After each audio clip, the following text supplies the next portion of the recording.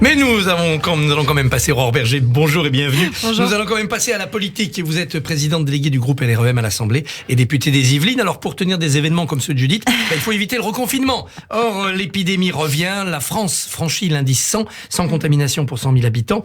Que faut-il faire? Alors première solution, ouvrir plus vite l'accès à la 3e dose pour tout le monde, c'est envisagé? Alors déjà, il y a un élargissement sur l'accès à la 3e dose, notamment pour les personnes de plus de 50 ans. Dès le début décembre? Oui. On ne peut pas aller plus vite. En fait, vous savez, au tout début, au moment où on a lancé la campagne de vaccination, on nous disait vous n'allez pas assez vite. Et quand on se compare aujourd'hui, on voit qu'on a un taux de vaccination qui est bien supérieur à celui de nos partenaires ou de nos voisins. On voit aussi que nos voisins européens ont pris d'autres solutions aujourd'hui. Les Pays-Bas reconfinent l'ensemble du les pays. Non-vaccinés, comme en Autriche. D'autres confinent les non-vaccinés. Possible en France? Moi, je pense que surtout ce qu'il faut faire, c'est éviter le reconfinement, qu'il soit évidemment total du pays ou qu'il soit partiel pour les confinés, pour les vaccinés ou les non-vaccinés. Donc l'enjeu, c'est quoi? L'enjeu, c'est de faire en sorte que toutes celles et ceux qui sont atteints de comorbidité, donc qui sont les personnes les plus à risque, au-delà des plus de 65 ans, aillent faire cette 3e dose. C'est ça dont on a besoin. Ça bloque, on n'y arrive pas. Très bien, mais on nous disait la même chose au début, encore une fois, de la campagne vaccinale. On disait, on va pas y arriver. On a réussi. On a réussi à convaincre. On a réussi à convaincre par millions les Français d'aller se faire vacciner. On l'a réussi aussi, il faut être lucide, par une forme de contrainte qui est celle du pass vaccinal, du pass sanitaire, qui était soit le test, soit le vaccin. Et donc, c'était la solution pour garantir, encore une fois, la protection des Français et pour éviter tout reconfinement, pour permettre aussi que nos écoles, par exemple, restent ouvertes. On a des pays, nos voisins directs, pour lesquels on a une école qui est restée ouverte, parfois seulement quelques semaines, pendant 18 mois. Nous, nos écoles sont restées ouvertes, ce qui est quand même un enjeu qui était essentiel, à la fois un enjeu démocratique, un enjeu social, un enjeu éducatif. Et justement, notre enjeu, c'est de continuer, encore une fois, à faire confiance aux Français, à déployer le pass sanitaire, donc passe à ceux qui disaient il faut le supprimer, il faut relâcher les efforts. Évidemment, c'est pas au moment même où on voit bien qu'on a une reprise épidémique qui concerne le monde entier et en particulier l'Union européenne qu'on va relâcher les efforts, mais on va pas non plus dès maintenant dire aux Français attention, le risque c'est le reconfinement. L'enjeu c'est de continuer à convaincre sur la vaccination. Une solution, vous l'avez d'ailleurs esquissé, c'est passer du pass sanitaire au pass vaccinal, c'est-à-dire qu'un test ne suffise plus pour avoir une activité sociale, qu'il faille avoir un de facto, pass vous vaccinal. savez, à partir du moment où on a rendu payant le test, c'est un peu ce qui s'est passé. Il faut être quand même lucide et honnête sur ce qu'on a fait. On a été le seul pays au monde à permettre la gratuité des tests. On a maintenu la gratuité des tests sur prescription, c'est-à-dire si votre médecin vous le recommande, ce qui est légitime, puisque des personnes qui sont vaccinées peuvent, et elles aussi c'est gratuit, avoir accès à des tests. Mais on ne reviendra pas à la gratuité totale pour faire remonter le nombre de tests? Non, parce que l'enjeu, encore une fois, c'est d'abord le vaccin, parce que c'est le vaccin qui est la meilleure des barrières, la meilleure des protections.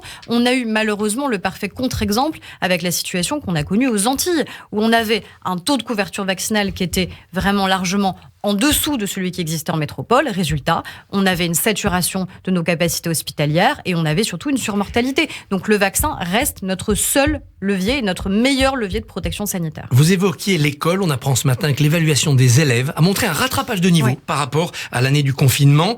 Néanmoins, les écarts restent forts selon les zones et le niveau des élèves n'est pas brillant dans beaucoup de matières. Alors déjà, la bonne nouvelle encore une fois, c'est que on avait un risque qui était un risque d'effondrement.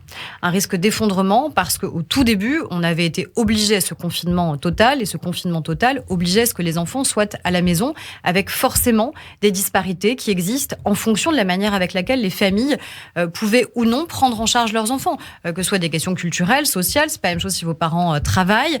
Donc on avait ce risque-là. C'est la raison pour laquelle on s'est battu avec Jean-Michel Blanquer pour faire en sorte que les écoles rouvrent le plus tôt possible. Qu'est-ce qu'on n'a pas entendu aussi à l'époque, où on nous disait qu'on mettait en risque nos enfants de les renvoyer à l'école. Le risque, ça aurait été qu'ils n'y retournent pas. Parce que là, les disparités, encore une fois, sociales et culturelles, elles auraient été extraordinairement puissantes, sans compter aussi les risques psychologiques, psychosociaux qui sont très difficiles à évaluer. C'est quoi l'impact sur des générations d'enfants qui pendant 1 an, 2 ans n'auront connu que quelques semaines seulement une cour d'école et une salle de classe. Donc vraiment, je crois que ça c'est une bonne nouvelle. Ensuite, sur les résultats, toute la politique qu'on met en œuvre depuis 2017, qui est d'abord la remise en place des savoirs fondamentaux, savoir lire, écrire, compter, respecter autrui, qui est aussi la refonte du baccalauréat, qui est la revalorisation de l'école maternelle, en considérant que l'école maternelle, c'est pas de la garderie, ce sont de la transmission des savoirs qui existent et aussi d'un savoir-être, qui est aussi la revalorisation de la voie professionnelle scolaire. Tout ça, ça paye. Ça paye, et on sait aussi que ce sont des effets qu'on ne mesure pas sur une année, mais qu'on mesure sur une génération, qu'on va pouvoir mesurer dans 10 ans. Ce qu'on mesure par contre maintenant, c'est l'effet du dédoublement en REP et REP+. C'est ce qu'on avait fait dès le début du quinquennat. Dès le début du quinquennat, on avait dit on doit donner plus de moyens à ceux qui ont moins de chance au départ, à ceux qui peuvent être moins accompagnés à la maison, et on a réussi à le faire. Dédoublement en CP, CE1 pour ces enfants-là. Eh bien, ce sont ces enfants qui, aujourd'hui, commencent à arriver au collège. Donc, on voit l'effet sur le niveau scolaire qui s'est amélioré. On a essayé aussi de maintenir cet effort sur le maintien des classes, notamment dans les zones rurales, parce que j'entends certains candidats qui voudraient opposer ce qu'on fait dans les quartiers prioritaires de la ville et ce qu'on fait en ruralité. Il n'y a aucune raison de l'opposer, parce qu'au contraire, on peut faire les deux. On peut continuer à limiter le nombre d'élèves par classe et donner plus de moyens en REP et REP+, et dans le même temps, maintenir l'école rurale. Et enfin, pour l'ensemble des enfants, on limite le nombre d'élèves à 24 par classe, en grande section de maternelle, en CP, en CE1. Donc tous ces efforts-là, eh bien, sont des efforts qui payent, et on le voit progressivement sur le niveau de nos enfants. La droite attaque l'exécutif sur l'argent dépensé. Alors elle dit d'accord, le quoi qu'il en coûte pour redresser l'économie, mais c'est devenu une manière de faire des dépenses électoralistes. En fait, ce qui est assez amusant, c'est qu'il y a plusieurs droites. Il y a la droite qu'on retrouve, nous, à l'Assemblée nationale, qui ne propose que des dépenses supplémentaires, mais qui est parfois la même qui, sur les plateaux de télévision, nous dit qu'on dépense trop. Il y a la droite qu'on entend dans un certain nombre de débats à la primaire, qui dit on va supprimer des postes de fonctionnaires, sans jamais dire vraiment précisément où. Ça ne veut rien dire on va supprimer l'administration administrante. Désolé, moi je ne sais pas ce que ça veut dire. Quand on dit aux Français qu'on va supprimer 100 000, 200 000, 300 000, parce qu'il y a une surenchère, postes de fonctionnaires, ça veut dire qu'on doit dire précisément où. Emmanuel Macron n'a pas fait, il avait dit 200 000, puis 120 000, et puis on n'a pas eu de suppression. On a fait des baisses de suppression de postes là où c'était pertinent et nécessaire dans un certain nombre d'administrations, notamment à Bercy. Par contre, oui, on assume d'avoir augmenté le recrutement de nos enseignants, d'avoir revalorisé les carrières et les rémunérations, notamment à l'hôpital, parce que c'est une nécessité absolue. On est en tension à l'hôpital. Donc on va nous demander quoi ? De baisser les recrutements ? Pareil, dans la police ou la gendarmerie. C'est-à-dire qu'on a une droite qui, lors de son premier débat, a passé quasiment la moitié de son temps à parler des questions d'immigration et d'insécurité, et qui voudrait qu'on baisse le niveau de recrutement dans la police et dans la gendarmerie. C'est ce qu'elle avait fait quand elle était au pouvoir. À propos d'immigration, la polémique migratoire venue de Biélorussie continue. Le président de la République a parlé 1h45 à Vladimir Poutine hier pour 2 lignes de communiqué. Qu'est-ce qu'on nous cache ? On ne cache pas, c'est-à-dire que c'était nécessaire qu'il y ait ce dialogue. Par contre, ce qui est certain, c'est qu'il faut dire les choses sur ce qui est en train de se passer. Ce qui est en train de se passer, c'est de la traite d'êtres humains. Voilà ce qui se passe à nos frontières.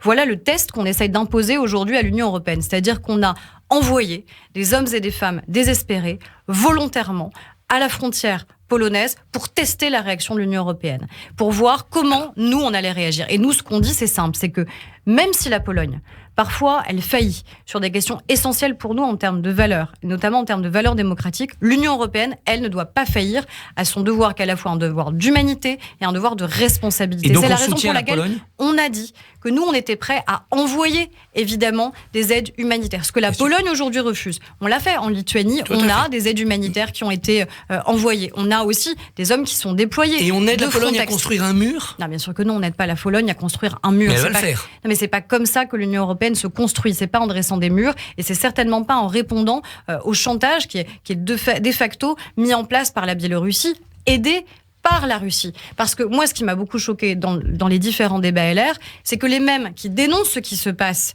et l'entrisme que tente de faire la Biélorussie nous demandent quoi ? De nous rapprocher de la Russie. Enfin, tout le monde est quand même lucide sur la diplomatie russe et sur le fait que la Biélorussie, elle n'agit pas seule sur cette traite, encore une fois, d'êtres humains. On parle de vie humaine, on parle d'êtres humains qui volontairement sont parqués dans le froid, dans la faim, à nos frontières. C'est ça qui est en train de se passer. Donc, c'est pas une submersion migratoire, c'est un test qui est porté par certains pays extra-européens et qui veulent encore une fois attaquer nos valeurs. Loukachenko devant la Cour pénale internationale, comme le propose Michel Barnier, ça peut être un horizon ? Oui, ça peut être un horizon, parce qu'encore une fois, je vous dis, c'est de la traite d'êtres humains, et qu'à la fin, je crois qu'il faut qu'on soit extrêmement ferme sur ce que sont les valeurs de l'Union européenne. La République En Marche se réorganise en vue de la campagne présidentielle, bien sûr. On apprend qu'il y aura des ambassadeurs de la société civile, c'est quoi ? Tout simplement continuer à s'élargir, c'est-à-dire que on voit plutôt en général au cours des quinquennats que les présidents de la République, les majorités, elles sont plutôt en train de se rétrécir, qu'on a du mal au contraire à aller à convaincre au-delà de nous-mêmes. Nous, c'est l'inverse. Ouais, on a vous êtes un peu émietté d'ailleurs pendant le quinquennat. Oui, mais il y a eu des sécessions. Mais On a aussi eu des partis nouveaux qui sont créés.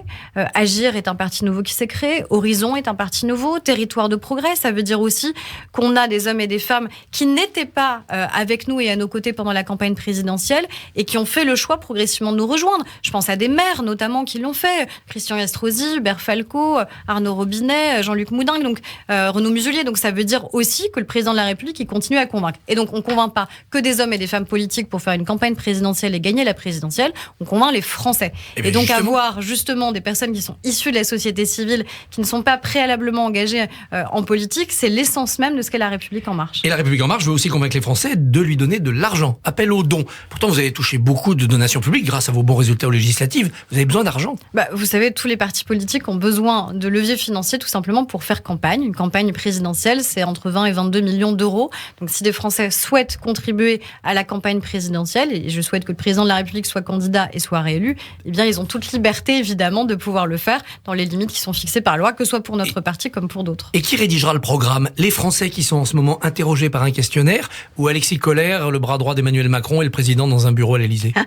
Mais je crois qu'on va être tous mis à contribution, c'est-à-dire évidemment les parlementaires, les membres du gouvernement, et qu'on reste dans cette démarche qui est aussi une démarche de permettre aux Français qui le souhaitent et qui partagent encore une fois nos valeurs, qui sont des valeurs humanistes, qui sont des valeurs européennes, qui sont des valeurs libérales, et bien de construire avec nous ce projet. Et la décision du président, c'est début février. C'est lui qui décidera, c'est pas moi qui ferai une préannonce. C'est le 4 mars. Non, mais moi, ce que je souhaite évidemment, c'est que le président de la République soit candidat et qu'il soit réélu. Ce que je vois aussi, c'est que les Français continuent à lui accorder aujourd'hui leur confiance et que on a un président de la République qui est en capacité, contrairement à ce qui s'est passé dans d'autres quinquennats, non seulement d'être candidat, mais d'être réélu. Et je crois que le pays a besoin de stabilité, a besoin que les réformes qu'on a commencé à entreprendre et qui sont importantes puissent se poursuivre, et a besoin aussi de quelqu'un qui a fait la démonstration que pendant la crise, il tanguait pas, mais qu'au contraire, le pays était en capacité de ressortir plus fort d'une crise, là où on aurait pu ressortir considérablement affaibli, ce qui n'est pas le cas. On a 400 000 Français qui ont échappé à la pauvreté, on a plus de 7% aujourd'hui de taux de croissance, on a un taux de chômage qui est le plus bas depuis 13 ans. Je crois qu'on a aussi le droit d'être fiers de ça. Aurore Berger, merci, bonne journée. Merci à vous.